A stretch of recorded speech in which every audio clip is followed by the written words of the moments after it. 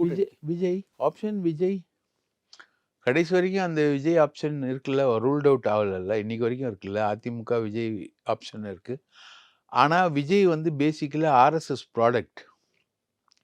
அவருடைய எப்படி ஆதவ் அர்ஜுன் ரெட்டியை நம்ம சொல்றோமோ, அதே மாதிரி விஜயும் RSS product. Feathers of a colour flock டுகெதர்னுவாங்க இங்கிலீஷ்ல. ஆதவ் அர்ஜுன் ரெட்டியும் விஜயும் ஃப்ளாக் டுகெதராக நிற்கிறதுக்கு காரணம் அவருடைய பிராமண ஆர்எஸ்எஸ் ஆடிட்டர் மட்டும் இல்லை, கட்சியோட பொருளாளராக வெங்கட்ராமனும். ஆனால் by by product itself Vijay வந்து ஆர்எஸ்எஸோட ப்ராடக்ட். அதில் மாற்று கருத்தே கிடையாது. அவர் வந்து காஷ்மீரில் இவ்வளோ பெரிய துப்பாக்கி சூடு, தேச பாதுகாப்புக்கு இவ்வளோ பெரிய ஆபத்து நடந்திருக்கு, அதை பற்றி எங்கேயாவது பேசினாரா? ஒரு இடத்துல சொல்லுங்க, பேசவே இல்லை. அவர் அதெல்லாம் பேச மாட்டார். அதெல்லாம் அவருடைய அவுட் ஆஃப் ரீச் சப்ஜெக்டில் போயிடும்.